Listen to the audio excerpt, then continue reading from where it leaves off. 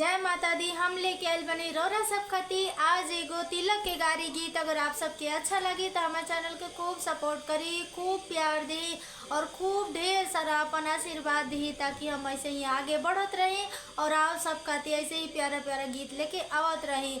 अगर आप सबके हमारी गीत अच्छा लगी तो हमारे वीडियो के लाइक करिए, सब्सक्राइब करिए, शेयर करिए, बेल आइकन के जरूर प्रेस कर दे, ताकि हमारे नया वीडियो का नोटिफिकेशन अच्छा आप तक जाए।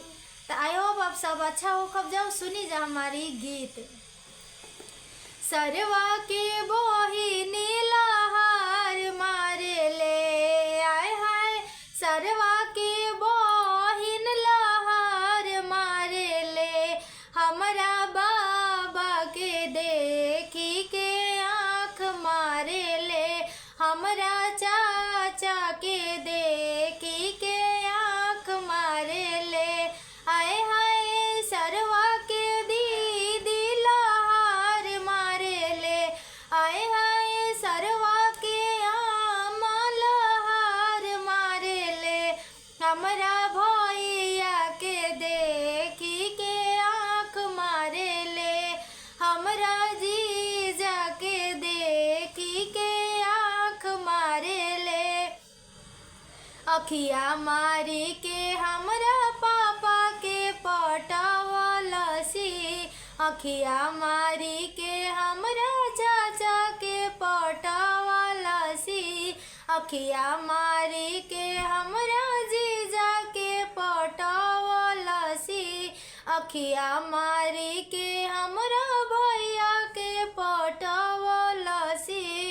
रहरी में ले जाके कुल्ही करम कैलसी, रहरी में ले जाके कुल्ही करम कैलसी, कहे की चाही हमके बूढ़ौरी, आए हाय कहे की चाही हमके बूढ़ौरी, हमरा चाचा के देखी के आँख मारे ले, हमरा बाबा के देखी के आँख मारे ले। आए हाय सरवा के बहिन लहार मारे ले, आए हाय सरवा के बहिन लहार मारे ले, हमरा गाँव के बूढ़वन के आँख मारे ले, हमरा गाँव के जुरकुटवन के आँख मारे ले, हमरा गाँव के लौंडन के आँख मारे ले।